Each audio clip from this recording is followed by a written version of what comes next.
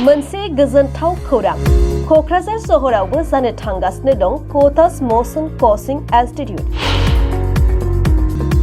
KOTA'S motion coaching इंस्टीट्यूटआ भारतनि number 1 JEE NEET coaching institute जेराव जौसिन सायख'जानायनि हार दं।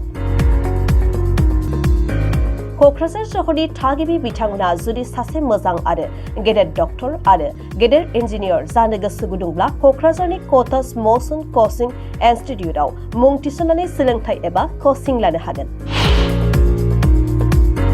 बे KOTA'S मोशन कोचिंग इंस्टीट्यूटआव थाखो 7, 8 आरो थाखो 9 पास जानाय फरायसाफोरा फाउन्डेसन कोर्स लानो हागोन आरो थाखो 10, 11 आरो थाखो 12 पास जानाय फरायसाफोरा IIT JEE नि थाखाय कोचिं लानो हागोन।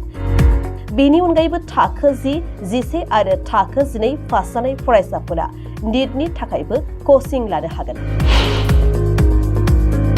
KOTA'S मोशन कोचिंग इंस्टीट्यूटआव कोचिं लानानै गोबां फरायसाफोरानो IIT आरो मेडिकेलाव जाफुंसार जानो हाबाय। बेनिखायनो नोंथाङाबो IIT आरो मेडिकेलाव जाफुंसार जानो गोसो गुदुंब्ला क'क्राझाराव जानो नागिरनाय KOTA'S मोशन कोचिंग इंस्टीट्यूटआव कोचिं लानो हागोन।